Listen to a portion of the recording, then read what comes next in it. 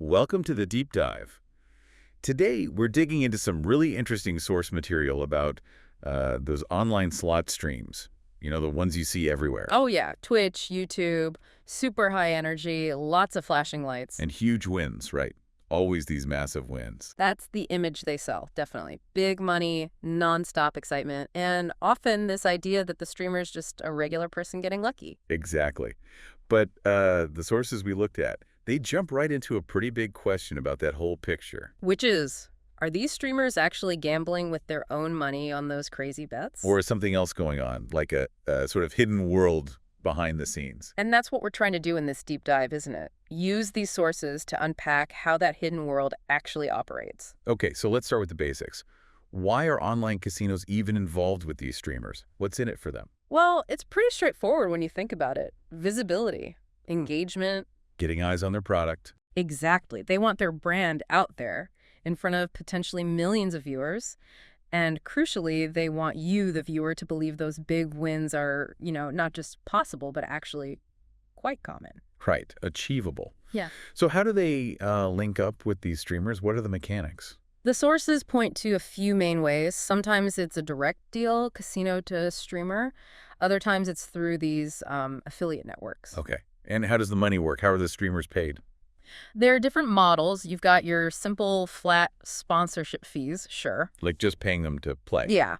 Then there's the affiliate model, which is really common. The streamer puts a link, maybe in their video description, and they get a percentage. Usually it's a cut of the net losses from anyone who clicks that link, signs up, and plays. Wow, okay. So the more those referred players lose, the more the streamer could earn through that specific deal. Precisely.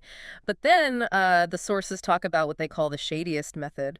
And honestly, it seems like the one that most changes what you actually see on screen. The casino gives the streamer a fake balance. A fake balance. Explain that. What is that? It's like play money. But it looks completely real on the stream interface. It might show, I don't know, $50,000, $100,000. But it's not real cash. No, the streamer didn't deposit it. And crucially, they can't withdraw it like winnings. It costs the streamer absolutely nothing to play with. Okay, hold on. So when you see a streamer just casually betting, say, $1,000 on one spin, if they're using a fake balance. It's not brave gambling. It's not even really gambling from their perspective. There's zero personal financial risk involved for them at that moment. So it's more like a performance. Essentially, yes. Yeah. Using house money, or rather fake house money, as a prop to create excitement and show off huge potential wins.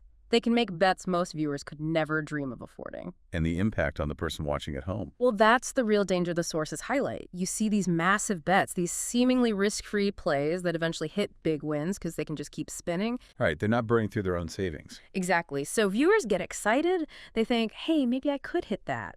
They click the affiliate link. They deposit their own actual money. And try to replicate something that was never real in the first place. Yeah. Often completely unaware the streamer's setup was totally different. They're chasing wins seen in a, let's say, controlled environment. Now, we should be fair. The sources do point out, and it's important, that not every single slot streamer is doing this. Absolutely. There are streamers who are transparent. They state their affiliations. They clearly use their own money. They show losses, the whole deal. That's a but. There's a but. The Right. sources argue that the line between the genuine streamers and the ones using fake balances or relying heavily on that loss-based revenue share, well, it's often deliberately blurred. And that confusion benefits the industry.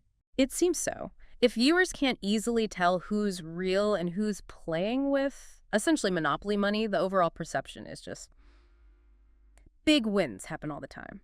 And the sources kind of summarize it as, the casino always wins, not just in the games, but in controlling that narrative. So looking at the bigger picture, what's a core takeaway from all this? The sources really frame these streams, many of them anyway, as a form of advertising. Very clever advertising. Because it doesn't feel like an ad. Right. It's packaged as entertainment, as personality, as authentic thrill. It taps right into that dream of hitting the jackpot. Which can lead people to. Often, unfortunately, chasing losses with their own money, trying to reach that high they saw on screen.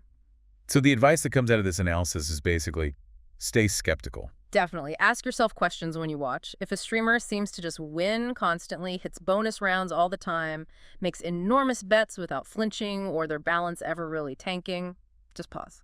And think, Mm. is this incredible luck? Is it skill, which is, let's be honest, unlikely with slots? Or, considering what we've talked about, the fake balances, the incentives, could it be more like a performance?